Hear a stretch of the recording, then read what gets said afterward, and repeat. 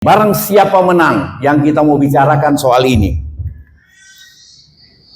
Menang atas keinginan sendiri.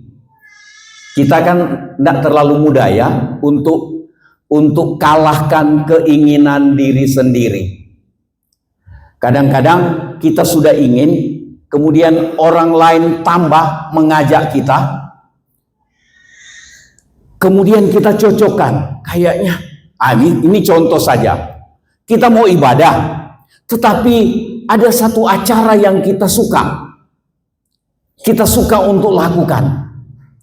Tapi kita tahu, hati kita tahu bahwa sebenarnya kita bisa tinggalkan acara itu demi kita beribadah, menghargai, menghormati Tuhan.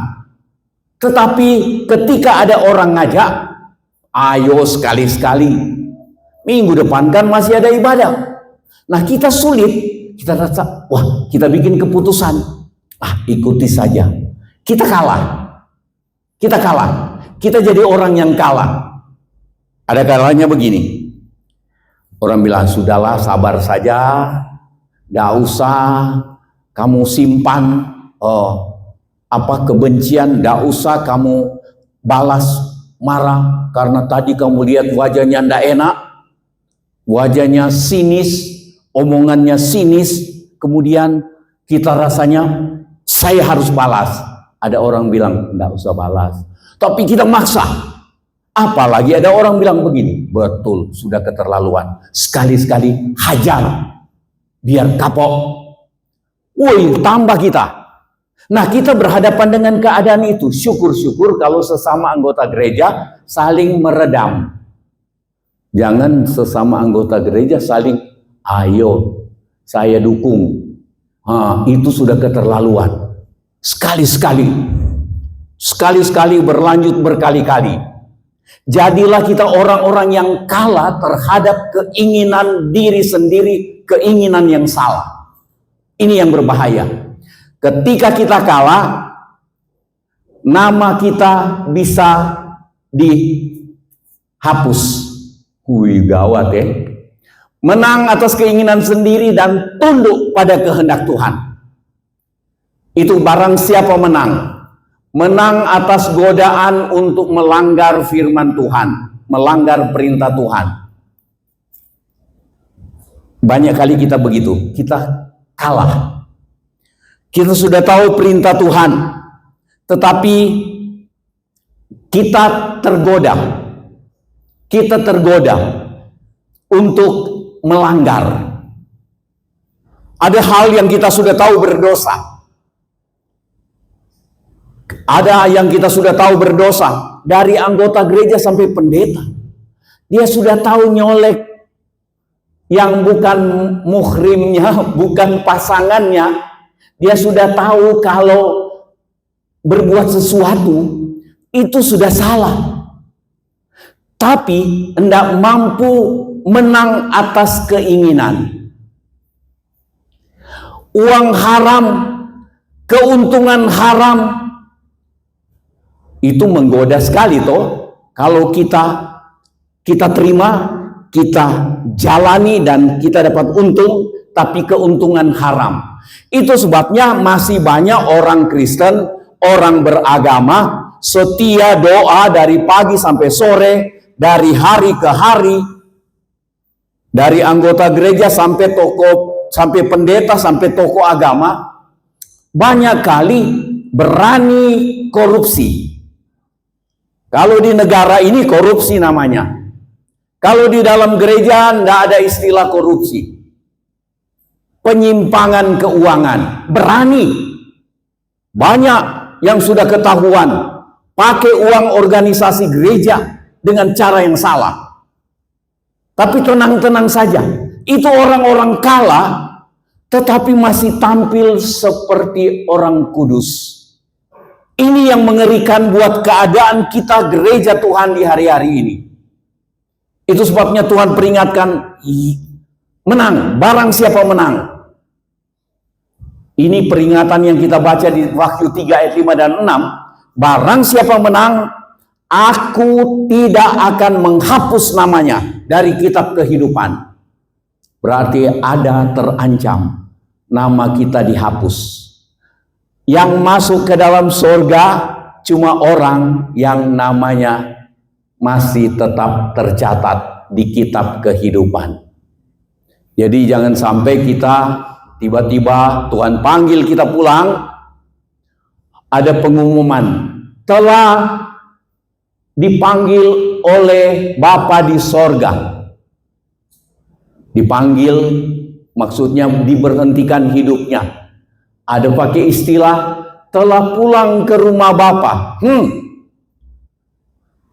Kalau Tuhan lihat itu tulisan yang pengumuman itu, Tuhan bilang, siapa yang bilang kembali ke rumah Bapa? Enggak. Dia orang yang kalah. Dia orang yang terus menyerah kepada godaan dosa, menyerah kepada keinginan diri sendiri. Namanya sudah tidak ada di sini. Begitu kita sampai di sana tenang-tenang, pendeta kan, begitu mati sampai menghadap Tuhan bilang, lemparkan dia ke sana. Disuruh lemparkan, bukan disilakan masuk. Lemparkan dia ke sana. Tempatnya si orang kaya yang kenalannya Lazarus. Orang kaya itu kan sampai hari ini dia teriak-teriak begini, aku sangat kesakitan dalam nyala api ini. Itu yang kita berjuang dalam hidup ini, supaya kita terhindar dari api yang mengerikan itu. Dan kita berjuang untuk menang supaya nama kita tidak dihapus.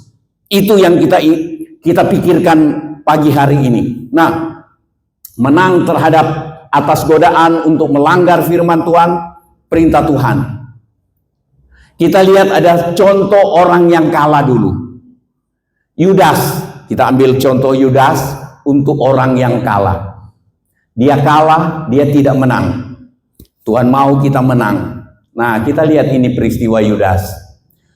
Dia jadi contoh orang yang kalah, dan kita belajar untuk berhati-hati langkah-langkah yang Yudas tempuh. Kita lihat ini. Ayat 3 dari Injil Lukas pasal 22, maka masuklah iblis ke dalam Yudas yang bernama Iskariot, seorang dari ke-12 murid itu. Lalu pergilah Yudas kepada imam-imam kepala dan imam-imam kepala dan kepala-kepala pengawal bait Allah, dan berunding dengan mereka bagaimana ia dapat menyerahkan Yesus kepada mereka. Yudas sudah dengar ini imam-imam sedang cari cara untuk menangkap Tuhan Yesus dan menjatuhkan hukuman mati.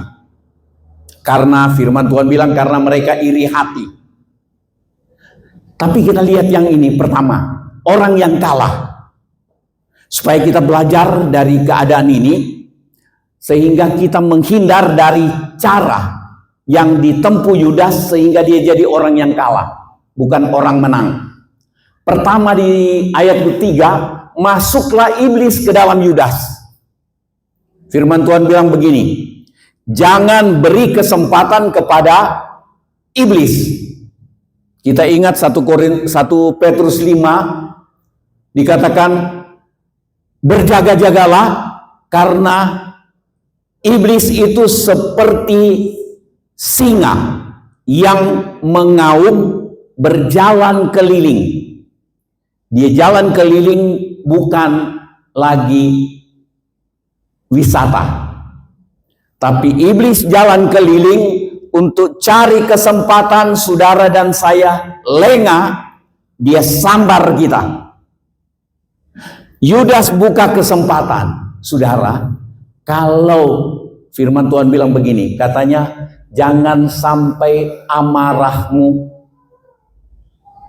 engkau bawa sampai tidur, engkau bawa sampai matahari terbenam, sampai kesempatan hilang.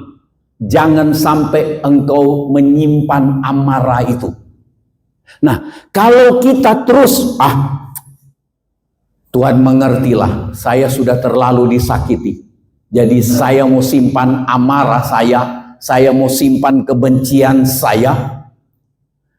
Dan kita biarkan itu artinya kita beri kesempatan kepada iblis. Ada satu teman,